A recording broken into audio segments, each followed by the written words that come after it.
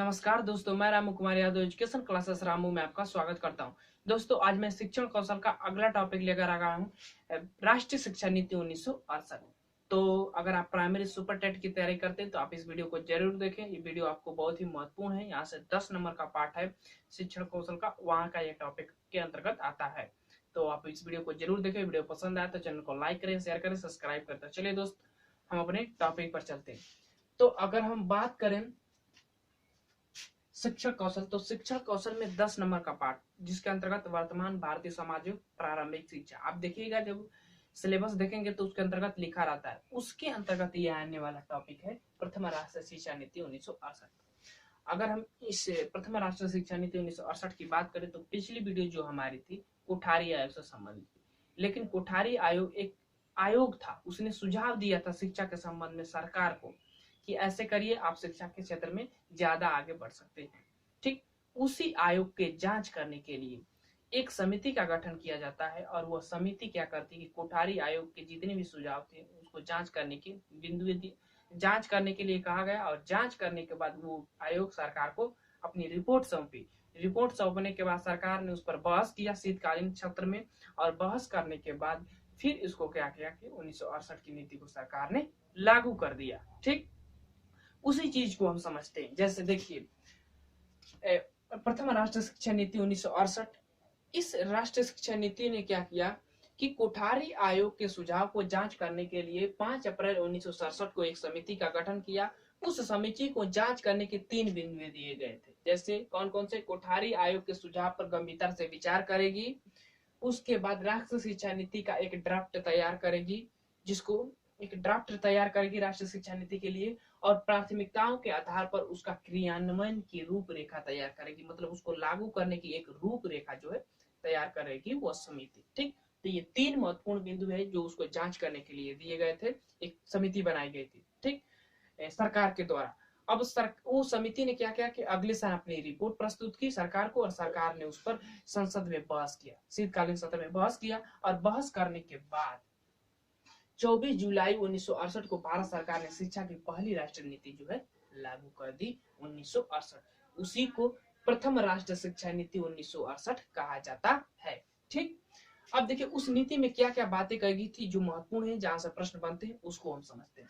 देखिए, निहित कार्यक्रम के अंतर्गत उसमें शिक्षा राष्ट्रीय महत्व का विषय है, पहली बात कही गई थी। दूसरी, शिक्षा की व्यवस्था केंद्र और राज्य सरकारों का संयुक्त उत्तरदायित्व है, मतलब कि शिक्षा के प्रसार के लिए केंद्र और राज्य दोनों उत्तरदायित्व हैं, उसमें दोनों का सहयोग चाहिए। ठीक, तीसरा, शिक्षा पर केंद्रीय बजट का 6% सबसे ज्यादा महत्वपूर्ण, और ये प्रश्न बना हुआ है, तो 6% खर्च करने का वादा किया गया था 1968 की नीति में। ठीक, चौथा है संपूर्ण देश में 10+2+3 की शिक्षा संरचना लागू किया जाएगा। अब देखिए यहाँ से एक प्रश्न बना अभी पिछली एग्जाम में मैंने देखा है, उसमें प्रश्न बना था कि 10+2+3 की फार्मूला किसने दिया था, तो कोठारी आयोग। लागू किसने किया था, तो 1968 की नीति। इस समझिएगा, लागू करने की बात कहेगा तो इस राष्ट्रीय शिक्षा नीति को 1968 को मारेंगे, अगर सुझाव किसने दिया था, कोठारी आयोग को मारेंगे। ठीक, तो ये किसने दिया था? संपूर्ण संरचना लागू होगी 10+2+3 के आधार पर। और पांचवा है 14 वर्ष की आयु तक अनिवार्य व निःशुल्क प्राथमिक शिक्षा की व्यवस्था की जाएगी। अनिवार्य और निःशुल्क 14 वर्ष की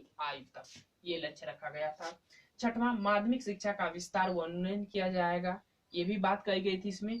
और सातवां कहा था कि माध्यमिक स्तर पर त्रिभाषा सूत्र लागू किया जाएगा। त्रिभाषा सूत्र माध्यमिक स्तर पर लागू करने के बाद किसने किया, तो प्रथम राष्ट्रीय शिक्षा नीति 1968 ने किया था। तो इस चीज को याद रखिएगा, ये भी प्रश्न बना हुआ है। ठीक, महत्वपूर्ण पॉइंट है। 8वां है कृषि, व्यवसायिक, तकनीकी एवं इंजीनियरिंग की शिक्षा की विशेष व्यवस्था की जाएगी। इस आयोग मतलब इस नीति में वादा किया गया था सरकार की तरफ से। ठीक, 9वां है परीक्षा प्रणाली में सुधार किए जाएंगे। और 10वां है छात्र कल्याण की योजनाएं, मतलब नई नई योजनाएं बनाई जाएगी छात्रों के कल्याण के लिए, ये भी वादा किया गया था।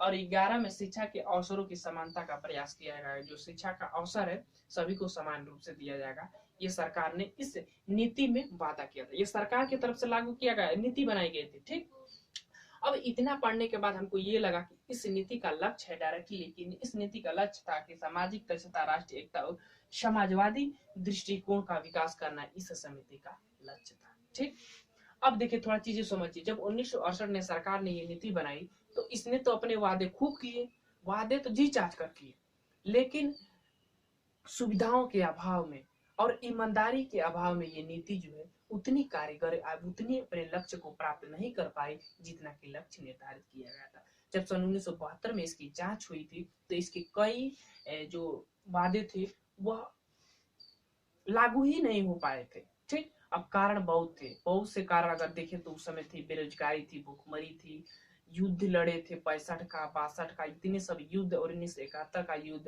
तो कई कारण अगर देखें तो मिलता है इतिहास के अंतर्गत। इस कारण ये नीति जितनी कारगर साबित होनी थी उतनी नहीं हो पाई। हालांकि जब 1986 की जो राष्ट्रीय शिक्षा नीति आई थी वो भी तो उसमें भी इसकी जिक्र की गई है, इस 1968 की नीति को, लेकिन वो भी जिक्र की गई है कि जो बातें इसमें कही गई है वो बहुत अच्छी कही गई है, मतलब कि वो शिक्षा के क्षेत्र में बहुत ही महत्वपूर्ण है, लेकिन वो लागू ही नहीं हो पाई तो उसे कोई मतलब नहीं रहता है। ठीक, तो ये था हमारा 1968 की राष्ट्रीय शिक्षा नीति। इससे जितने भी प्रश्न बनने की संभावना थे मैंने आपको इस वीडियो के माध्यम से बताया। अब मैं इस पर जितना भी लिखा हूँ ये सबसे ज्यादा महत्वपूर्ण पॉइंट जो है उनको ही लिखा हूँ। ठीक, तो आप इस चीज को अपने नोटबुक में नोट कीजिएगा, और इससे बाहर कुछ प्रश्न बनते नहीं है और मैंने देखा भी नहीं है इससे बाहर का प्रश्न। तो आप अगर कोई इससे अलग प्रश्न बना हो तो आप हमारे कमेंट बॉक्स में जरूर उसको शेयर करें, मैं उस पर जरूर चर्चा करूंगा अगली वीडियो में। तो चलिए दोस्त, हम वीडियो को समाप्त करेंगे, लेकिन याद रखिए ये हमारा इंस्टाग्राम है रामू यादव 1 के नाम से, इस पर आप जाइए, हमें फॉलो कीजिए, उस पर मैं अच्छे अच्छे पीडीएफ डालता रहता हूँ एजुकेशन के से संबंधित। तो चलिए दोस्त, हम वीडियो को समाप्त करते हैं। वीडियो पसंद आए तो चैनल को लाइक करें, शेयर करें, सब्सक्राइब करें। Thank you for watching this video.